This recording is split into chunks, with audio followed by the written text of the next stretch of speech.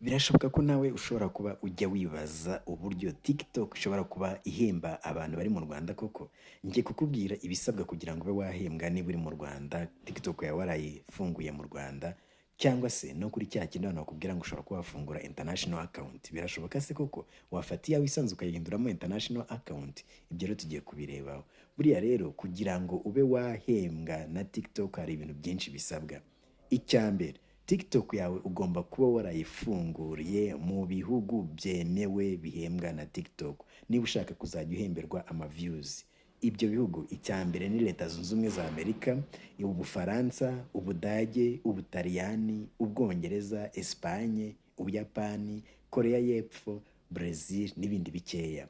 Niba rero utarayifunguriye muri ibi bihugu ntabwo ushobora guhembwa ku views wagiye ubona. Ikindi cya kabiri, uburyo ushobora kubonamo amafaranga rero niba utarafunguriye konti yawe muri ibyo bihugu, ni ukuba wakora amalive. Iyo ukoze amalive, abantu bagenda baguhereza amacoins, bakaba bagushyiriraho ayo macoins baguhaye, ukaba wahinduramo amafaranga. Ushobora no kuba utazi uburyo wabihindura, icyo nacyo naza bikubwira, ubaye bikeneye wabishyira muri comments. Ubundi buryo bushoboka rero ni ukuba wakwamamariza abantu, nibwo buryo ushobora kubona amafaranga. Naho rero bire bakubwira ngo international account wafatiya ukahinduramo international account, ntago bibaho, ni ukubeshya.